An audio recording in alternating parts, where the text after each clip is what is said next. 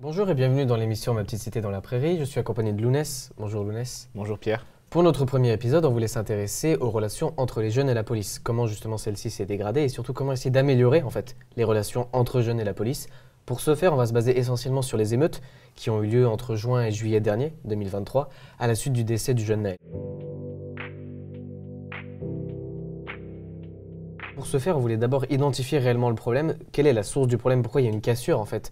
Pourquoi il y a une relation entre jeunes et policiers qui s'est dégradée au fur et à mesure des années? Et pour ce faire, on a recueilli différentes interviews et témoignages de jeunes qui ont eu affaire à la police, qui sont au contact de la police très fréquemment. On regarde tout de suite différents extraits. On a plus peur de la police, par exemple dans la rue, quand on voit des policiers passer devant, on voit plus de la peur que de la protection. Par exemple, moi de mon côté, je suis dans le lycée Guy de Maupassant. On a eu des problèmes par rapport aux mortiers et les policiers étaient là presque chaque jour. Et je remarquais que chez certains, il y avait de la peur, ce qui me dérangeait beaucoup parce que pour moi, c'était plus de la protection que de la peur. Moi, j'ai grandi et je vis encore dans une cité. Et si vous voulez, j'ai connu les bavures des policiers. Après, ils ne sont pas tous mauvais, il y a aussi des bons policiers. Je pense que c'est beaucoup plus profond. En fait, si vous voulez, la mort de Naël, c'est la goutte d'eau qui a fait déborder le vase. Mais en fait, c'est beaucoup plus profond. Que ce soit avec les délits de faciès, les contrôles inopinés, les bavures policières qui arrivent souvent. C'est humiliant de se faire retourner les poches devant les riverains, devant les gens, devant tes potes, de te faire fouiller, d'enlever ta veste, de retirer ta casquette, de tout simplement être pris pour un criminel. Alors, toi, tu voulais juste tourner à droite et il ne fallait pas tourner à droite. Moi qui ai grandi dans une cité, depuis tout petit, on a cette peur de la police, cette peur du gouvernement tout simplement. Alors ce qui ressort, et particulièrement dans l'interview de Thomas, c'est le côté humiliation, notamment sur les contrôles inopinés, contrôles d'identité. Il y a toujours ce côté-là qui revient, le sentiment d'être humilié, d'être persécuté finalement. Et à ce sujet, on a également pu interviewer le directeur de la prévention et de la sécurité. On regarde ça tout de suite. Il faut savoir quand même, c'est que les forces de l'ordre sont soumises à un code de déontologie. Et on peut le voir au quotidien, vu le nombre de policiers qui peuvent être poursuivis, qui peuvent faire l'objet d'enquêtes administratives ou judiciaires. Donc il y a un code de déontologie auquel doivent se tenir tous les policiers, qu'ils soient municipaux, nationaux, gendarmes. Et en cas s'il y a des dépassements de ce code, les gens peuvent évidemment porter plainte et c'est suivi des faits. La parole de tout un chacun est prise en compte par la justice. Et il faut savoir qu'un contrôle, il est toujours fait à la suite d'une infraction préalable, sauf dans le cas où le procureur demande des contrôles sur un quartier, suivant une réquisition qu'il met en place. Voilà. Donc il y a ce ressenti peut-être qui peut dire, mais il y a un sentiment d'appartenance aussi dans les quartiers où les jeunes disent « mais pourquoi vous venez me contrôler dans mon quartier, je fais rien », etc. Mais il faut savoir que derrière, souvent, il y a des requêtes d'usagers, de résidents, qui appellent en disant « il y a un regroupement, ça fait du bruit, il y a une enceinte, ça fume du shit », voilà.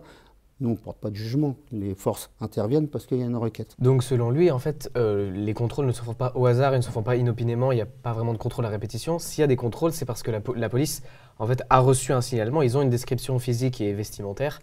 Qu'est-ce que tu penses de ça justement? Alors cette année, le Conseil d'État a rendu une décision qui reconnaît pour la première fois le caractère discriminatoire de certains contrôles. Et par ailleurs, le Défenseur des droits, en 2017, dans un rapport appelé « Accès aux droits », signalait que les personnes identifiées comme maghrébines ou subsahariennes avaient 20 fois plus de chances que le reste de la population d'être arrêtées pour un contrôle.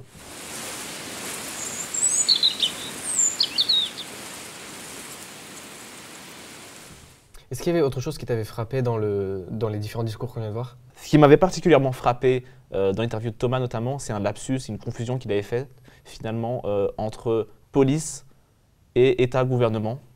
Et justement, ça, ce que tu dis, c'est très intéressant. À ce propos, on a pu interviewer un éducateur spécialisé dont on parlait tout à l'heure, anciennement gendarme au Sénégal, qui parle justement de ce rapport entre la police et les institutions. On voit ça tout de suite. Je pense qu'il y a un problème entre la jeunesse et les institutions. La police, obligatoirement, il y a un problème tout le temps, partout, parce que la police représente les institutions. Et quand tu représentes les institutions, à chaque fois que quelqu'un a des problèmes contre l'institution, il fera face à toi. Ce qui est dit, c'est très intéressant, c'est le fait qu'effectivement, la seule représentation de l'institution, justement, en banlieue, c'est en fait la police. Même s'il y a des associations qui sont subventionnées par l'État, ça reste des associations dans le sens où elles sont vues par la population comme une volonté de créer une association par des particuliers, en fait. C'est pas vraiment l'État, quoi. Qu'est-ce que tu penses de ça? Et c'est ça, tout à fait, c'est très juste ce que tu dis là. Finalement, en banlieue, les gens ont un peu le sentiment que la seule représentation de l'État qu'ils ont, c'est la police. Et quand on analyse ce que un peu la politique de la ville fait, c'est surtout des subventions aux associations. Donc on n'a pas vraiment le visage de l'État qui s'inscrit dans le territoire et dans la banlieue. Et encore une fois, on se retrouve uniquement face à la police comme représentante ultime de l'institution étatique.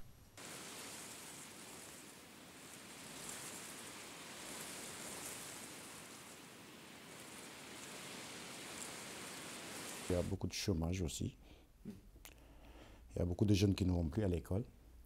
Ça, c'est impensable, quoi. Il y en a des jeunes qui ont eu même leur brevet, qui n'ont pas eu d'orientation. Il y a une compréhension à avoir. Si l'enfant il déborde et si il fait des choses qui sont répréhensibles, il faut essayer de comprendre pourquoi, le contexte, l'environnement. Et puis après, il faut le faire aider. Il faut le faire aider par les gens dont c'est le métier, parce que parents, on n'est pas des spécialistes, on fait au mieux. On fait au mieux, et c'est un vrai sujet. La parentalité est un vrai sujet. La parentalité, c'est des choses sur lesquelles on va travailler. Là, je reprends le bâton de coordinateur CSPD, mais c'est des choses sur lesquelles on va travailler. Quand vous savez, par exemple, dans le quartier ici, on a un taux de monoparentalité qui est pas loin de 50%. Et vous avez des mamans qui sont seules, qui travaillent, c'est très compliqué. C'est très compliqué pour elles. On ne peut pas leur opposer ces choses-là. On a également pu recueillir le témoignage de la mère d'un jeune de 16 ans qui évoquait justement les difficultés un peu familiales qui étaient liées au contexte. Et on regarde ça tout de suite. La mère seule, elle fait tout ce qu'elle peut, tout ce qui est possible, tout ce qui est en son pouvoir. Mais à un moment donné, elle ne peut pas le tenir par la main ou l'enfermer chez elle ou lui dire tu restes dans ta chambre, ça c'est plus possible, quoi. Parce qu'en fait, d'enlever des allocations ou des choses comme ça, mais c'est les terminer, les pauvres. Ces familles-là, déjà, c'est compliqué. Alors si en plus on ne veut plus les aider, donc il y a ce sentiment de culpabilité. J'imagine une mère qui va se sentir coupable, elle va dire j'ai pas su éduquer mon enfant alors qu'elle a peut-être fait tout le maximum qu'elle a pu. En plus, on est au courant que les jeunes ne racontent pas tout à leurs parents. Hein. Ils peuvent dire qu'ils sont partis faire du sport et en fait ils sont en train de brûler des poubelles pendant les émeutes, par exemple. Donc en fait, le parent, on va dire qu'il est responsable alors qu'il n'est même pas au courant. Et pour moi, la responsabilité, elle est plutôt des adultes qui étaient là. Alors on va lui dire, mais si, vous devez savoir où est votre enfant. Ouais, sauf que c'est pas un enfant de 4 ans. Est-ce qu'il y a quelque chose qui t'a frappé dans les différentes interviews qu'on vient de voir à l'instant là? Ce que cette mère de famille évoquait un peu, c'était la rhétorique qui a été utilisée beaucoup, notamment après les émeutes de juin, juillet, par les médias, par une partie du gouvernement qui consistait un peu à criminaliser les parents, à leur imputer une responsabilité supplémentaire et dire finalement qu'ils étaient intégralement responsables des actes qui auraient pu être commis. Et on a notamment entendu des propos assez difficiles, notamment la suppression des allocations familiales, l'expulsion de certains logements sociaux qui finalement, comme on l'entend dans le témoignage, ne sont pas vraiment des solutions qui peuvent permettre d'aider à améliorer cette relation, à intégrer les populations de banlieue.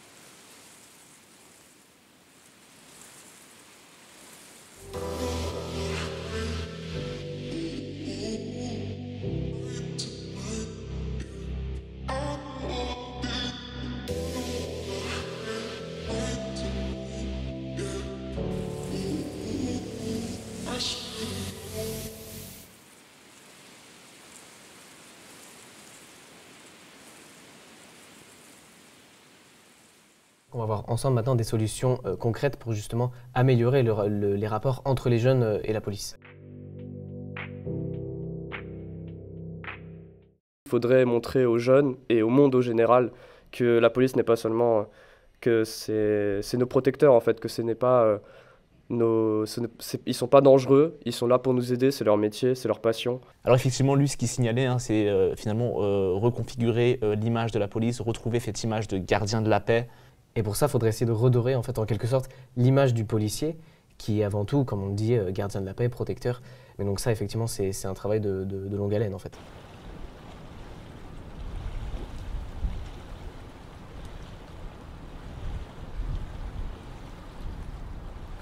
Il y avait autre chose qui nous avait aussi frappé, notamment dans le discours d'Ibrahima. Il apportait une solution. Quelque chose qui l'avait frappé, c'est que lui, il ne voyait pas de policiers en fait, dans son quartier. Et c'est là qu'est venue en fait, l'idée de la police de proximité. On regarde ça ensemble. Je ne vois jamais de policiers dans nos cités qui habitent là. C'est comme si le truc n'est plus humain, quoi. Même le policier qui habite là, tu ne peux pas savoir si c'est un policier, il se cache. Donc ça veut dire qu'il y a un problème. Moi, c'est mon voisin qui a un problème. Il va venir me voir parce qu'il sait que je suis policier. Déjà, de mon côté, à mon niveau, je vais essayer de les régler. Je parle de contravention, des choses qu'on peut régler à l'amiable, doucement. Et ça veut dire, comme je disais, le commissaire, il peut parfois, de temps en temps, bouger, venir voir le parent, ou bien même convoquer le parent, parce que le parent, il est plus sage. Quand on le convoque, il ne se reproche rien. Quand il va à la police, il est tranquille.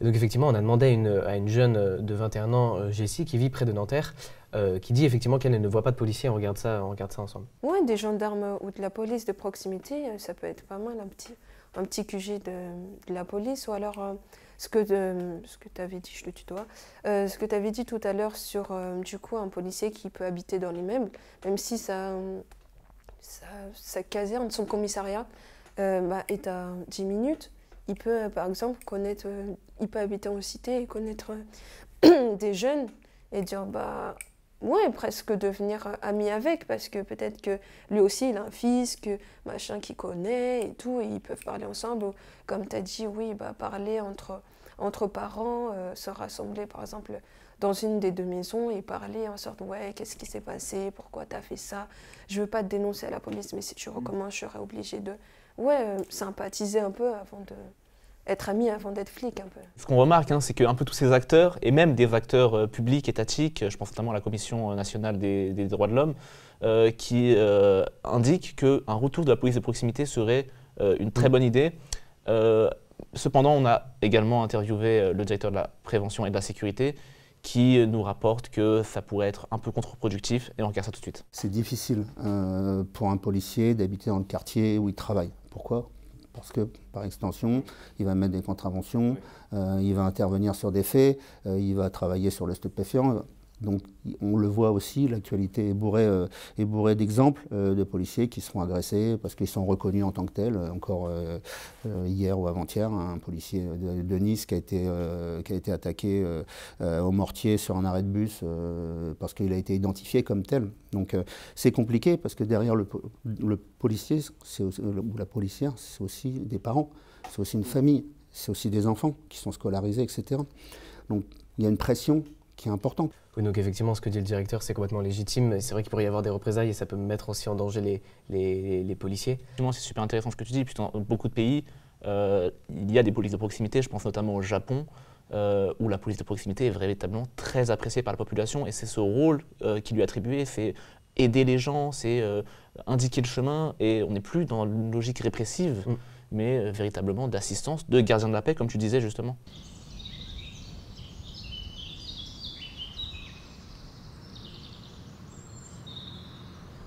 Une des autres solutions qui était revenue extrêmement souvent dans la bouche de nos intervenants, c'était l'idée de faciliter les rencontres entre les jeunes et la police, notamment au travers de stages ou d'ateliers ou d'activités, ce genre de choses. On regarde tout de suite quelques extraits. Moi, je dirais qu'il faut qu'ils se comprennent, parce qu'en fait, c'est l'inconnu qui engendre la peur. Donc, si des deux parties, que ce soit pour les jeunes des cités ou des banlieues, ou même les jeunes français, et les policiers, il faudrait qu'il y ait ce rapprochement, qu'il y ait ce lien qui se crée, pour qu'ils se comprennent et qu'ils se connaissent. Et à mon avis, c'est ce lien-là qui apaisera les tensions. Par exemple, les stages, tu peux faire un truc tout con en disant « ouais, il y a un stage de telle date à telle date, venez, on va y faire ça ». Et montrer par exemple quelques exemples et tout, je sais pas, sur TikTok ou alors YouTube aussi. Ou alors inviter un YouTuber, je sais pas, faire un truc pour un peu faire connaître la chose, quoi. Surtout que le foot, ça rassemble pratiquement tout le monde. Je vais stigmatiser, j'avoue, mais je pense que 90% des jeunes des cités, c'est vraiment le foot qui les intéresse. Ils ont parfois des terrains à 500 mètres de chez eux. Donc du coup, je pense que franchement, faire un foot avec la police, bah voilà, quoi, ça peut être vraiment intéressant. Et à ce sujet précisément, le directeur de la prévention et de la sécurité d'Asnières-sur-Seine nous fait part de l'existence de plusieurs dispositifs visant à améliorer l'interconnaissance des acteurs, de la population et de la police, visant à créer du lien finalement, et on regarde ça tout de suite. Il ne faut pas qu'il y ait deux camps, il faut que les gens soient capables d'échanger, de faire comprendre. On monte des choses, nous, des dispositifs, on fait Raid Aventure, etc., où on présente, c'est la police qui encadre, on présente du matériel, etc., on reçoit, c'est ouvert à tous. On prend des gens en stage, effectivement, il y a des forums emploi où la police est présente, il peut expliquer également. À noter justement que l'existence de tous ces stages et de ces rencontres dont nous parle le directeur et dont nous parlent les jeunes juste avant, c'est nous qui leur en avons parlé. Ils n'étaient pas du tout au courant de l'existence de ces stages et c'est justement, selon l'éducateur qu'on a interviewé, c'est un problème. On l'écoute. On a eu à faire une petite réunion avec le directeur de police et dans cette discussion, on a entendu dans sa bouche qu'il y a des stages qui sont possibles dans les commissariats. Ça, même moi qui est là, vieux comme moi, tu vois, j'étais waouh. Imaginez les jeunes, ils ne savent même pas qu'ils ont le droit de faire des stages. Donc je pense que ça, c'est un point où la police peut s'appuyer sur ça, appeler les jeunes à venir les découvrir, parce que si on se découvre tous, finalement, on est des humains. Hein. Voilà, on voit que c'est un peu problématique, hein, c'est qu'il n'y a pas de connaissance, notamment du côté de la population, de l'existence de ces dispositifs. Et finalement, la police devrait faire un effort de communication, un effort d'aller vers les populations, aller à la rencontre des gens qui vivent un peu en banlieue et les informer sur l'existence de ces dispositifs, se saisir également des réseaux sociaux, chose que la police fait de plus en plus, bien sûr, mais véritablement être dans une optique d'aller vers, de rencontrer les gens. Oui, en fait, un petit peu comme le font les pompiers, où ils vont justement à la rencontre des populations. On voit très souvent des pompiers qui viennent sonner chez les gens pour distribuer des calendriers. Ça pourrait être la même chose justement avec des tracts, des prospectus pour justement informer de ces rencontres, de ces stages, de ces foot, comme parle justement Jessie, ou même aller dans la rue, en fait, au contact de la population, à la sortie des institutions, des écoles, ce genre de choses. Et je pense que le fait que la police fasse un pas vers la population, ça donnerait envie à la population de faire aussi un pas vers la police. D'ailleurs, à ce propos, le directeur de la prévention et de la sécurité nous parlait justement de l'aspect prévention et finalement, comme tu disais, ne pas seulement se retrouver dans un peu l'aspect répressif où la police intervient uniquement quand il y a un signalement et quand il y a une intervention à faire, parce que c'est aussi un peu le rôle de la police, mais il nous parlait de plusieurs dispositifs de prévention et c'est vraiment sur cet aspect-là qu'il faut travailler pour améliorer cette relation police-habitant. Et il y a plusieurs dispositifs dont il nous faisait état qui existent. Oui, totalement. Bah tiens, justement, on va regarder un extrait à ce propos. Il y a des fiches métiers qui sont en ligne, qui sont ouvertes à tous. Il y a des vidéos qui sont ouvertes à tous. Je pense que les écoles de formation de police aussi et le ministère de l'Intérieur fait de gros efforts de communication sur ce qui est fait. Et il y a aussi cette capacité d'aller chercher de l'information, d'aller avoir une autre image de ce métier-là que seulement les émissions qu'on voit sur toutes les chaînes de police en permanence, qui sont que de l'intervention, sur la réalité de ce qu'est le métier et sur les témoignages qu'il peut y avoir quand on va accompagner une maman qui est en train d'accoucher avec les motards pour l'emmener à l'hôpital. Donc finalement une police qui puisse assister sa population. Oui, c'est ce que disait le directeur quand on l'a interviewé, c'est justement redorer cette image de la police, que c'est pas, ils ne sont pas uniquement dans la répression, qu'il y a justement ce côté protecteur, essayer de protéger les habitants. Ça peut être notamment aussi dans les violences intrafamiliales, assister une personne notamment lors d'accouchement, justement la transporter sur le trajet. On a l'impression que c'est très marginal, mais en vrai ça arrive extrêmement souvent. Justement intervenir dans les écoles, faire de la prévention, protéger et surtout indiquer, aussi informer.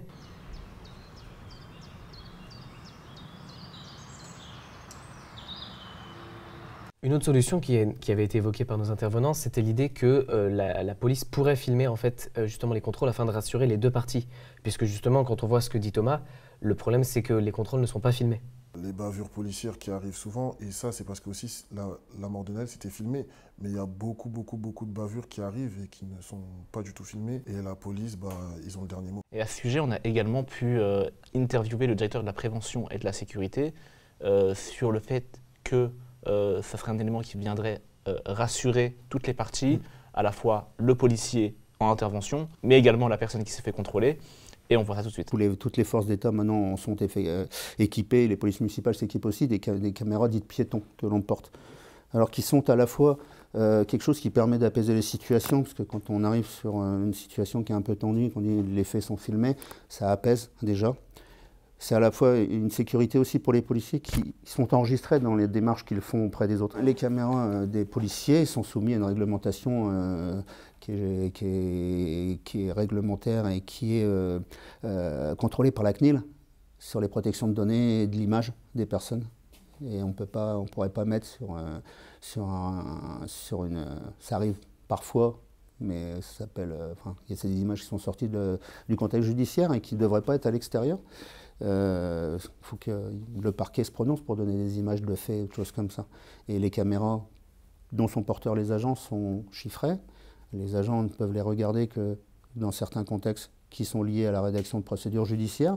Les images, si elles doivent être récupérées par la justice, le sont dans le cadre de réquisition judiciaire. C'est pas une GoPro qu'on anime et qu'on regarde et on fait des montages. Ce sont des dispositifs qui sont très encadrés. Si quelqu'un se fait contrôler par la police, mais qu'elle sait que le contrôle va être filmé, je pense que ça pourrait rassurer en effet tout le monde. Mais il faudrait qu'il y ait aussi un processus d'anonymisation, justement au moment où c'est filmé. Et encore une fois, il y a d'autres choses, il y a beaucoup de si, mais il y a d'autres paramètres à prendre en compte. C'est aussi le fait que justement, ça pourrait potentiellement être corruptible. C'est pour ça qu'il faudrait aussi qu'il y ait plusieurs policiers au moment du contrôle, parce que si jamais il y a 3 caméras au moment d'un contrôle, 3 caméras éteintes, ça pourrait paraître un petit peu suspect, un petit peu louche. Et comme on sait qu'aujourd'hui, on n'a plus le droit de filmer la police en intervention, si la police rendait public ces vidéos, ça pourrait rassurer en effet tout le monde. Ouais, c'est exactement ça. Il faut essayer de concilier les impératifs de vie privée pour les personnes qui sont filmées et l'impératif de sécurité, d'apaisement. Donc c'est quelque chose qui est un peu compliqué. Est-ce qu'il y a finalement la volonté politique d'aller vers ces solutions? Ça peut paraître un peu utopiste comme ça, mais quand on regarde ce que dit justement le directeur qui est au contact avec la police, lui, il explique que ça pourrait être une solution, ça pourrait même être une sécurité aussi pour les policiers. Donc il faudrait peut-être essayer de creuser dans cette direction. Quoi. Et on peut laisser à chacun le soin de faire son propre avis. Exactement. Est-ce que justement, tu as autre chose à apporter par rapport à ces contrôles? Alors un autre point qui est assez répété par des institutions publiques, je pense notamment à la Cour des comptes, dans un rapport en 2023 qui a été commandé par le Défenseur des droits, et également la Commission nationale consultative des droits de l'homme, c'était finalement revoir le cadre des interventions, le cadre des contrôles, et essayer un peu de faire du reporting finalement de ces interventions, de ces contrôles, de les déclarer un peu comme on ferait avec les amendes, puisqu'ils sont obligés de les déclarer.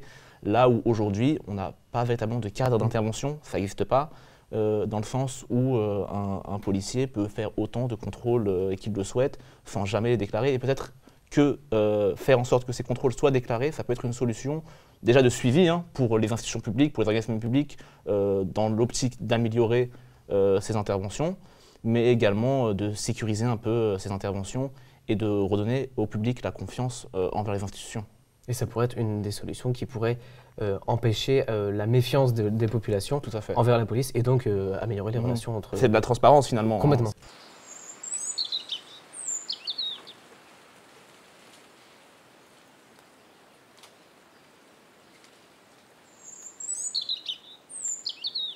Et enfin, un des autres aspects qui avait été mis en avant par nos intervenants, c'était intervenir sur la formation, essayer de modifier justement la formation des policiers. À ce propos, on a recueilli aussi le témoignage de Myriam, une maman d'un jeune de 16 ans, ainsi qu'un lycéen justement qui a été très souvent en contact avec la police, notamment au moment des blocages de son établissement, de manifestations, ce genre de choses. On regarde ça tout de suite. Si on fait des cours où on les met en situation, on les entraîne à se faire insulter, à se faire... molestés, à se faire même je crois qu'on les bouscule peut-être parfois, ou leur voiture, etc. Si on les entraîne à ce genre de situation, on leur dit, voilà comment tu as réagi, ce que ça t'a fait, ben maintenant, il ne faut pas réagir comme ça, il faut réagir avec psychologie, avec plus de calme, avec plus de... C'est ça, pour moi, la première... quand je parle de psychologie, je parle de mise en situation. Ce que je trouve dommage, c'est leurs années de formation, et surtout qu'ils n'ont pas trop de suivi psychologique, parce que pour moi, policier, c'est un métier dur psychologiquement, parce qu'on peut voir des choses horribles. On voit de la violence conjugale, on voit peut-être des meurtres, on voit des vols, on voit des familles détruites, on voit des personnes détruites. Je pense que n'importe quelle personne craquerait, et je pense que le manque de suivi psychologique peut avoir comme conséquence des craquages, des violences. Donc ce qui revient en fait dans les deux discours, le point très saillant qui revient, c'est intégrer plus de cours de psychologie, à la fois pour mieux comprendre, pour que les policiers comprennent mieux et savent comment mieux intervenir auprès des personnes auxquelles elles font face, mais aussi eux, des cours de psychologie pour eux, puisque comme le disait César très justement, ils vivent des choses extrêmement difficiles et ça me semble effectivement très compliqué de ne pas, pour parler vulgairement, ne pas péter les plombs, ne pas avoir de craquage quand on vit des choses très difficiles en tant que policier, puisque c'est avant tout, c'est ce que disait Ibrahima au tout début, c'est que c'est avant tout des humains comme on est des humains et que c'est évidemment pas des robots, donc il faudrait intégrer plus de cours de psychologie, de sciences humaines, de sciences sociales, à la fois pour mieux intervenir auprès des personnes et aussi pour eux, pour se préserver eux en fait. Et justement, en parlant des formations, on a essayé de recueillir l'avis du directeur de la prévention et de la sécurité qui nous en a parlé et on voit ça tout de suite. Les programmes dans les écoles de police ne sont pas figés. Et l'actualité fait que les programmes sont améliorés. À chaque fois qu'il se passe quelque chose, on va régénérer des formations qui vont correspondre à une situation qui a eu lieu ou peut-être il manquait quelque chose dans les formations, dans la compréhension des agents, et il n'y a rien qui est figé dans ces écoles. Et c'est pour ça que je parlais tout à l'heure, ça serait intéressant de se rapprocher des écoles de police pour échanger avec eux, pour comprendre ce qu'ils mettent en place. Ils ont des projets de formation qui sont très rationnels par rapport à la réalité de l'actualité. Je prends un exemple concret, par exemple les violences intrafamiliales. Il y a une augmentation exponentielle qui a été liée au confinement du Covid, etc., où les gens se sont retrouvés enfermés, etc. Ben, on a commencé à former les policiers sur l'appréhension de ces situations, parce que quand on arrive sur une violence familiale, c'est très particulier aussi, si elle est encore en cours, si elle n'est plus en cours. Il y a une victime, il y a des enfants potentiellement, il y a une mise en cause. Alors voilà, ce qui est frappant dans le discours du directeur, c'est qu'il nous dit que les formations sont évolutives et elles peuvent s'adapter. Et ce qui serait intéressant, donc on a parlé d'inclure des cours de psychologie, mais il y a aussi ce qui revient souvent, à la fois dans les personnes qu'on a sondées, mais également pour de nombreux chercheurs, pour de nombreux observateurs indépendants. Je pense notamment à la Commission nationale consultative des droits de l'homme, qui dit qu'inclure notamment des cours de sciences sociales, de sciences humaines, donc on a parlé de la psychologie, mais également de sociologie, pourrait aider les policiers à être dans une démarche un peu plus compréhensive et finalement entendre les différentes difficultés qui peuvent exister dans ces territoires qui sont très difficiles. On a parlé du chômage, de la précarité, et ça pourrait véritablement aider les policiers et les populations locales à créer du lien et à restaurer cette relation qui aujourd'hui est entachée de nombreux points noirs. Et d'ailleurs, les chercheurs ont toute leur place dans le processus de décision politique vis-à-vis de ces questions-là, et il faudrait plus les intégrer, notamment dans la recherche de solutions. Je pense quand même qu'ils ont quelque chose à dire et il faudrait encourager justement la recherche sur ces questions-là. C'est quelque chose qui me semble très très important. Donc aussi inclure pleinement les chercheurs en sciences sociales, en sociologie, en psychologie dans cette démarche de consultation et de prise de décision afin qu'on retrouve encore une fois une relation saine entre la police et les habitants.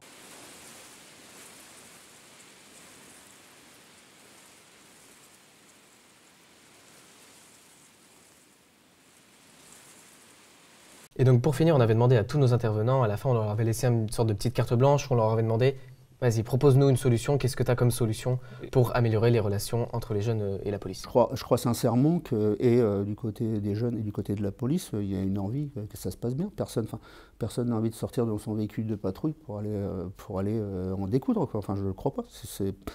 Le métier de policier, c'est pas d'aller se bagarrer. Le métier de policier, c'est d'aller, on parlait de gardien de la paix, c'est d'aller au service des usagers, au service des plus fragiles. Je pense qu'on est trop dans la case le policier va dire c'est un voyou et la personne qui se fait contrôler va dire c'est qu'un flic. Et je pense qu'on omet qu'on est des humains et que on pourrait juste se parler. Enfin, je sais pas, à l'école. J'ai déjà eu ça en primaire où il y a un policier qui venait et nous expliquait son travail et tout.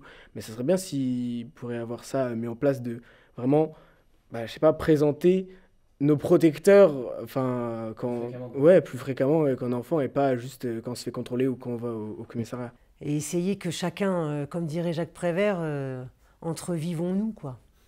Si on pouvait vivre tous ensemble et puis se mettre un peu à la place des autres, ça n'empêche pas qu'il y a des abus, on va pas limiter ou nier les choses, mais on va aussi pouvoir montrer que la situation fait qu'on a des humains qui peuvent déborder parce qu'ils n'ont pas été non plus entraînés.